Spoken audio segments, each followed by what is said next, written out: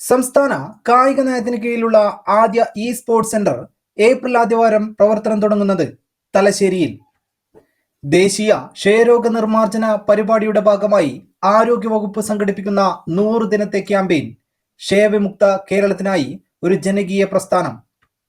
Asia Pacific def ഗെയിംസിൽ 400x100 metre റിലേയിലും 400 metre ഹഡിൽസിലും ആദ്യമായി സ്വർണവും വെങ്കലവും നേടിയ മലയാളി റിദ്വാൻ അഹമ്മദ്. 39ാമത് ദേശീയ ജൂനിയർ അത്ലറ്റിക്സിന് വേദിയാകുന്നത് ഭുവനേശ്വർ. ഡിജിറ്റൽ തട്ടിപ്പുകൾ തടയുന്നതിനും ലഘൂകരിക്കുന്നതിനുമായി ആർട്ടിഫിഷ്യൽ ഇന്റലിജൻസ് മെഷീൻ ലേണിംഗ് അടിസ്ഥാനമാക്കി റിസർവ് ബാങ്ക് ഓഫ് ഇന്ത്യ അവതരിപ്പിച്ച സംവിധാനം MuleHunter.ai. രാജ്യത്തെ ആദ്യത്തെ ഹൈപ്പർ ലൂപ്പ് പരീക്ഷണ ട്രാക്ക് നിലവിൽ വന്നത് ചെന്നൈ. റഷ്യയിൽ നിന്നും ഇന്ത്യ വാങ്ങുന്ന പുതിയ യുദ്ധക്കപ്പൽ INS തുഷിയിൽ.